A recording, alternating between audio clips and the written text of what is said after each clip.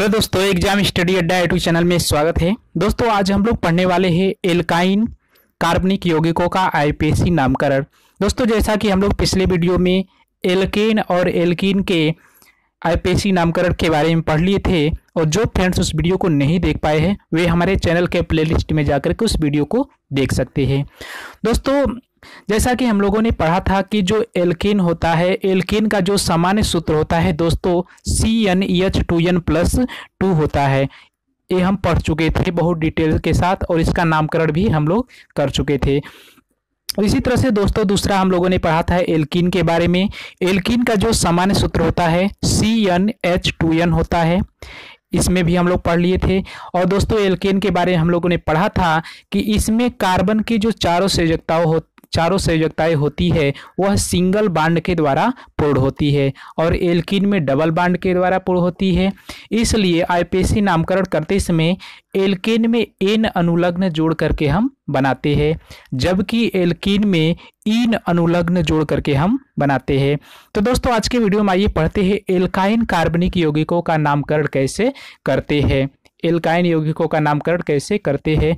तो दोस्तों एल्काइन का जो सामान्य सूत्र होता है CnH2n-2 होता है, और इसमें हम अनुलग्न आइन शब्द जोड़ करके हम आईपीएसी नामकरण करते हैं। दोस्तों अगर मान लेते हैं सूत्र में n बराबर जो है कार्बन परमाणुओं की संख्या है, अगर मान लेते हैं उपरोक्त सूत्र में n बराबर 1 पुट करते हैं तो आपका जो फार्मूला प्राप्त होगा C1H2 तो यहाँ से आपको 1 रखने पर कोई फार्मूला प्राप्त नहीं होगा, क्योंकि यहाँ पर हम देख रहे हैं कि जो CH2 में से 2 घटेगा 0, यानी कि कोई भी यौगिक प्राप्त नहीं होगा। लेकिन दोस्तों हम n बराबर 2 रखते हैं तो यहाँ से आपको प्राप्त होता है C2H2 × 2 -2, यानी कि यहाँ से दोस्तों प्राप्त होता है C2H 2 दूना के 4 में से 2 घटेगा 2 बचेगा, यानी कि C2H2 प्राप्त होता है। तो दोस्तों यहाँ से कार्बन परमाणुओं के मध्य ट्रिपल बांड यानी कि 3 बांड होता है, तो इस प्रकार के यौगिक को एल्काइन कहा जाता है। तो इसका अगर हम नामकरण करना चाहें तो इसमें कार्बन परमाणुओं की संख्या 2 है, यानी कि 1 2, और 2 कार्बन परमाणुओं के लिए आईपीएसी नाम एथ का प्रयोग किया जाता है, यानी कि एथ। फिर प्लस इसमें ट्रिपल बांड है तो अनुलग्न कौन सा जोड़ा जाएगा, आइन अनुलग्न हम जोड़ते हैं, आइन अनुलग्न जोड़ा जाता है। तो यहाँ से क्या हो जाएगा एथ प्लस आइन इक्वल टू क्या हो जाएगा एथाइन, एथाइन, यानी कि दोस्तों इसका जो आईपीएसी नाम हो जाएगा एथाइन हो जाएगा।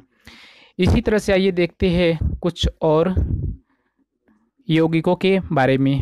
दोस्तों मान लेते हैं कि अगर C3H4 है, इसमें कार्बन परमाणुओं की संख्या कितना है 3 है। अगर मान लेते हैं यहाँ से अगर हम 3 रखते हैं तो ऊपर क्या मिलेगा C3H2 × 3 -2 6 -2 यानी कि 4 मिल जाएगा। तो यह भी एक प्रकार का क्या है आपका, यह भी एक प्रकार का एल्काइन कार्बनिक यौगिक है। तो इसमें भी कार्बन परमाणुओं की संख्या 3 है, तो 3 के लिए क्या करेंगे मेथ एथ प्रोप होता है 3 कार्बन के लिए, प्रोप प्लस आइन, क्योंकि यह एल्काइन यौगिक है तो आइन जोड़ेंगे तो यहाँ से क्या हो जाएगा प्रोपाइन हो जाएगा, प्रोपाइन हो जाएगा। इस तरह से हम एल्काइन कार्बनिक यौगिकों का आईपीएसी नामकरण कर सकते हैं।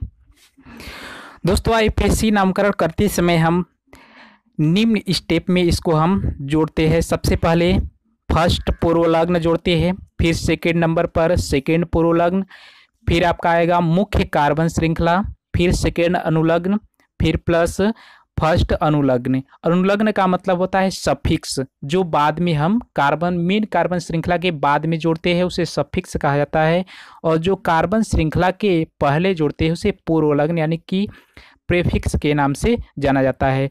दोस्तों हम जैसा कि जानते हैं कि जो पूर्वलग्न है, पूर्वलग्न में आपके जो भी प्रतिस्थापी समूह होगा, यानी कि जो हाइड्रोकार्बन है, अगर उस हाइड्रोकार्बन में से हाइड्रोजन को अगर हटा करके किसी भी हाइड्रोजन ग्रुप के या किसी भी अन्य एलिमेंट्स को जब जोड़ते हैं तो उसे प्रतिस्थापी समूह कहा जाता है। तो आपका प्रतिस्थापी समूह आएगा, जैसे फ्लोरीन, क्लोरीन, ब्रोमीन, आयोडीन आएगा। तो फ्लोरीन अगर जुड़ा है तो आईपीसी नाम फ्लोरो जोड़ेंगे, Cl जुड़ा है तो क्लोरो जोड़ेंगे, और Br जुड़ा है तो ब्रोमो, और I जुड़ा है तो आइडो जोड़ करके हम बनाते हैं। और दूसरे नंबर पर अगर रिंग जैसा कोई भी स्ट्रक्चर आता है तो आपका सेकेंड पुरोलग्न में होगा। और तीसरे नंबर आपका आता है मेन कार्बन श्रृंखला, यानी कि मेन कार्बन चेन आता है, मुख्य कार्बन श्रृंखला। इसमें कार्बन आएगा, अगर इसमें कार्बन परमाणु की संख्या 1 है तो मेथ आईपीसी नाम होगा, 2 है तो एथ, 3 है तो प्रोप, 4 है तो ब्यूट, 5 है तो पेंट, और 6 है तो हेक्स, और 7 है तो हेप्ट, और 8 है तो आक्ट, और 9 है तो नॉन, और 10 है तो डेक जोड़ करके हम उसका आईपीसी नामकरण करते हैं। और इसी तरह से मुख्य कार्बन श्रृंखला के बाद आपका सेकेंड अनुलग्न आएगा। तो सेकेंड अनुलग्न में दोस्तों क्या आता है, यहाँ से कार्बन और कार्बन के मध्य अगर सिंगल बॉन्ड है तो आपका एल्कीन होता है, जैसा कि हम लोग पिछले वीडियो में पढ़ चुके हैं। अगर कार्बन कार्बन श्रृंखला के मध्य डबल बॉन्ड आता है तो आपका एल्कीन के अंतर्गत आएगा। अगर कार्बन कार्बन श्रृंखला के मध्य ट्रिपल बॉन्ड आता है तो एल्काइन के अंतर्गत आएगा। दोस्तों अगर एल्केन शब्द है, यानी कि कार्बन और कार्बन श्रृंखला के मध्य सिंगल बॉन्ड है, तो इसमें कौन सा अनुलग्न जोड़ा जाता था, एन अनुलग्न जोड़ करके बनाया जाता है। और इसी तरह से कार्बन और कार्बन श्रृंखला के मध्य डबल बॉन्ड होता है तो इन अनुलग्न जोड़ करके हम बनाते हैं। और इसी तरह से अगर कार्बन कार्बन श्रृंखला के मध्य ट्रिपल बॉन्ड है तो इसमें आइन अनुलग्न जोड़ करके हम बनाते हैं। और इसके बाद जो आता है फर्स्ट अनुलग्न आता है। फर्स्ट अनुलग्न में दोस्तों क्रियात्मक समूह होता है, जैसे आपका एल्कोहल में आएगा OH आएगा। तो दोस्तों अगर OH है तो इसमें आल जोड़ करके हम बनाते हैं, आल अनुलग्न जोड़ कर बनाते हैं। अगर C डबल बॉन्ड OH आएगा तो यह भी आपका एल्डिहाइड ग्रुप है, तो एल्डिहाइड ग्रुप में इसका आईपीसी नामकरण के लिए अल अनुलग्न जोड़ा जाता है। और C डबल OH अगर है तो इसमें दोस्तों क्या जोड़ा जाएगा, ये आपका कार्बोक्सिलिक ग्रुप है। कार्बोक्सिलिक ग्रुप के लिए क्या जोड़ा जाता है, ओइक अम्ल जोड़ा जाता है आईपीसी नामकरण के लिए। दोस्तों इसके आगे वीडियो हम लोग इसके बारे में डिटेल से बात करेंगे। तो दोस्तों आइए कुछ और बेसिक एग्जाम्पल के बारे में हम लोग सॉल्व करने की प्रयास करते हैं। तो दोस्तों अगर मान लेते हैं सबसे बेसिक लिया जाए एग्जाम्पल तो CH4 है, यानी कि कार्बन के साथ कितना हाइड्रोजन जुड़ा हुआ है, कार्बन के साथ CH4 में अगर दोस्तों देखा जाए तो जैसे मान लेते हैं CH4 है तो CH4 में कार्बन के साथ 4 हाइड्रोजन परमाणु जुड़ा हुआ है। इसको इस तरह से हम इसका अगर संरचना सूत्र दोस्तों बनाना चाहे तो आपका हो जाएगा C single bond H H H H, यानी कार्बन के साथ जो चारों हाइड्रोजन है सिंगल बॉन्ड के द्वारा जुड़ा हुआ है। तो ये आपका एल्केन है।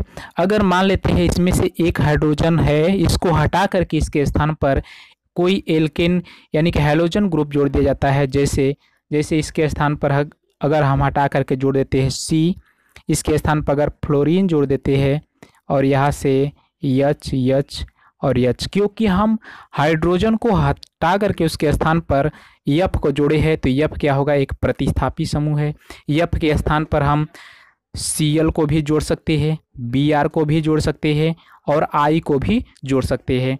तो इसमें दोस्तों अगर कोई भी फ्लोरीन जुड़ा है तो फ्लोरो होगा, क्लोरीन जुड़ा है तो क्लोरो होगा, Br जुड़ा है तो ब्रोमो होगा और I जुड़ा है तो आइडो होगा।